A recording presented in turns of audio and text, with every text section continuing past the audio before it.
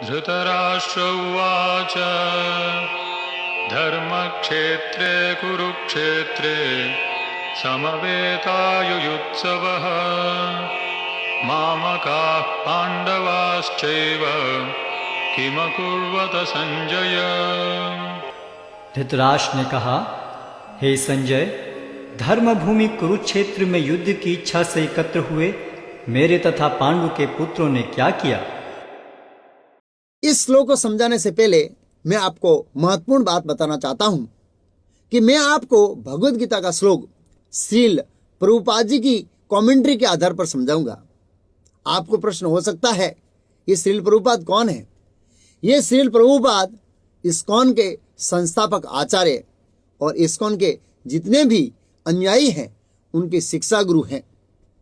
आपके मन में ये प्रश्न भी हो सकता है कि श्रील प्रभुपाद जी की ही कमेंट्री क्यों दूसरे किसी साधु की कमेंट्री नहीं अथवा किसी आचार्य की कमेंट्री नहीं?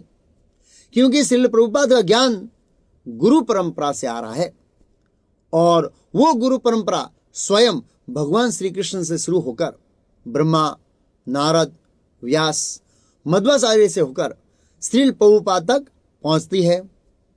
और पद्म पुराण के अनुसार जो ज्ञान गुरु परंपरा से आता है वो ज्ञान ही पूर्ण ज्ञान है। गुरु परंपरा के बिना ज्ञान अपूर्ण है और श्रील प्रभुपाद ब्रह्म मध्व गौड़ीय संप्रदाय की गुरु परंपरा में आते हैं, इसलिए उनकी कमेंट्री प्रमाणिक है। जो गुरु प्रमाणिक संप्रदाय के गुरु परंपरा में नहीं आते हैं उनकी कमेंट्री प्रमाणिक नहीं है, क्योंकि उसने जो वो कमेंट्री लिखी है वो अपने मन के अनुसार लिखी है। उससे किसी का जीवन परिवर्तन नहीं हो सकता। इसलिए मैं ये भगवद गीता के श्लोक श्रील प्रभुपाद जी की कमेंट्री के आधार पर समझाऊंगा। श्रील प्रभुपाद आचार्य थे। आचार्य का अर्थ है आचरण करके बताना। श्रील प्रभुपाद का आचरण शास्त्र के अनुसार था। वो नियमित हरे कृष्ण महामंत्र की 16 माला जाप करते थे। सुबह 4:30 बजे की मंगला आरती में नियमित रूप से भाग लेते थे। हर रोज सुबह श्रीमद् भागवतम पर प्रवचन देते थे। दिन में वैज्ञानिकों, नेताओं, कवियों, प्रोफेसरों और पादरियों को नियमित मिलते थे और उनके साथ भगवान कृष्ण के बारे में चर्चा करते थे। रात को मात्र 4 घंटे सोते थे। सुबह 2 बजे उठकर श्रीमद् भागवतम पर कमेंट्री लिखते थे। मात्र शरीर को टिकाने के लिए भगवान कृष्ण को लगाया हुआ महाप्रसाद ही लेते थे और पूरा दिन कृष्ण कथा करते थे। कहावत है, फले न परिचते, फल से कार्य की पहचान होती है। 70 साल की उम्र में मात्र 12 साल में पूरी पृथ्वी पर 12 बार गीता का प्रचार करने के लिए पृथ्वी के 6 खंडों में यात्रा की। 108 भव्य मंदिर का निर्माण करवाया। 50 से अधिक पुस्तकें लिखी।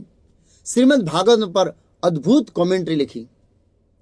विशेषकर ये उनकी भगवद गीता है, उनको पढ़कर हजारों विदेशी वैष्णव बनकर वैष्णव धर्म का सुस्त रूप से पालन करने लगे।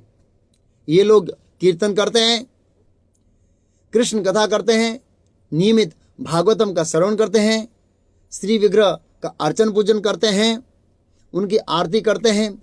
इतिहास में यवन, मलेश, क्रिश्चियन, जापानीस, चाइनीस को किसी ने वैष्णव नहीं बनाया। श्रील प्रभुपाद के समय में भगवद गीता पर 300 से ऊपर टीकाएं थी, लेकिन उन टीकाओं को पढ़कर कोई भी विदेशी वैष्णव नहीं बना। लेकिन यह भगवद गीता जो श्रील प्रभुपाद जी की टीका है उसको पढ़कर हजारों विदेशियों ने वैष्णव धर्म को अपनाया। इतिहास में कोई भारतीय साधु संत ने कोई विदेशी को वैष्णव नहीं बनाया और न ही भविष्य में कोई साधु ऐसा कर पाएगा। ये मेरी चुनौती है। मैंने श्रील प्रभुपाद जी के बारे में मात्र एक शब्द कहा है।